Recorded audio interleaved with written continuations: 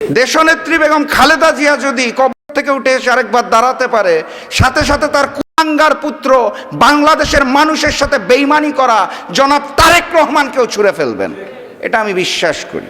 আমি আবেদন জানাতে চাই বাংলাদেশের জনগণকে, আজকের যে আলোচনার বিষয়বস্তু করণীয়টা হচ্ছে নতুন গণ অভ্যুত্থান আসতে যাচ্ছে, তার জন্য প্রস্তুতি নিতে হবে।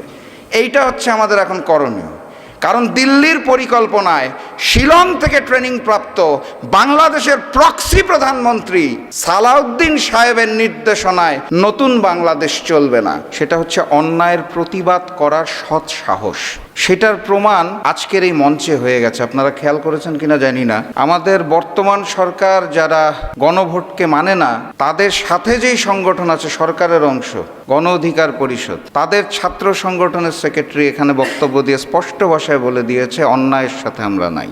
এটাকে বলা হয় হিম্মত, সৎ সাহস। অন্যায়ের বিরুদ্ধে রুখে দাঁড়ানোর যে সাহসটা, যে প্রতিবাদটা, এটা আমাদের আগে ছিল না। এটা আমাদের মধ্যে সৃষ্টি হয়েছে এই জুলাই গণ অভ্যুত্থান থেকে। আমরা এখন প্রতিবাদ করতে জানি, প্রতিরোধ করতে জানি, প্রয়োজনে আবারও রক্ত দিতে জানি।